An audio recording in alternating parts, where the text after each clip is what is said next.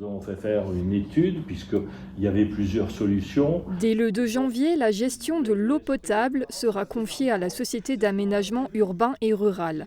La CASC, la communauté d'agglomération, a préféré ce fournisseur à Veolia, son opérateur historique, à cause de son offre plus avantageuse financièrement. Plusieurs changements auront lieu pour les usagers. D'abord, l'entrée en vigueur de nouveaux tarifs pour l'eau potable dès 2024.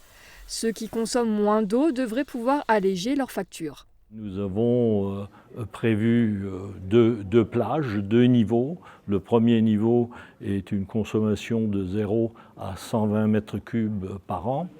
Et le second niveau est au-delà des 120 mètres cubes, puisque certains usagers consomment bien plus que cela. Actuellement, il existe 9 tarifs différents sur le territoire de la CASC. Avec ce nouveau partenariat, les prix doivent être harmonisés sur les 5 prochaines années.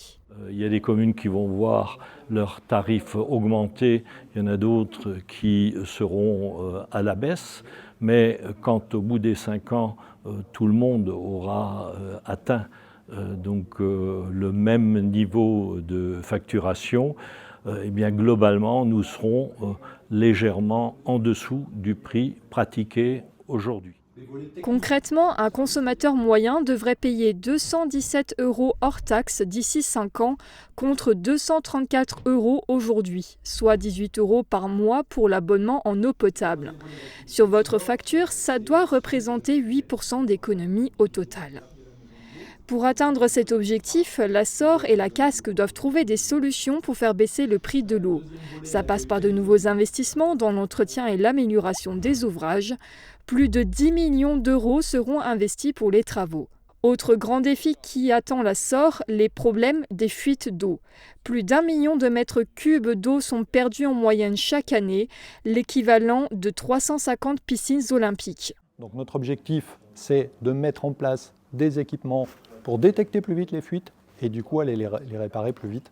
Et à partir de là, on prévoit, donc comme je vous l'ai dit tout à l'heure, près de 4 millions de mètres cubes d'économie d'eau sur l'ensemble de la durée du contrat. Les 16 forages disposés sur l'agglomération vont également faire l'objet d'une surveillance accrue par la SOR. L'objectif est de mieux gérer la ressource en eau potable à l'instant T. Pour toute question, des permanences de la SOR auront lieu à la Maison de l'eau 2A rue Gutenberg à Sarreguemines ainsi qu'à Großbiedersdorf, Sarralbe et Puttelange.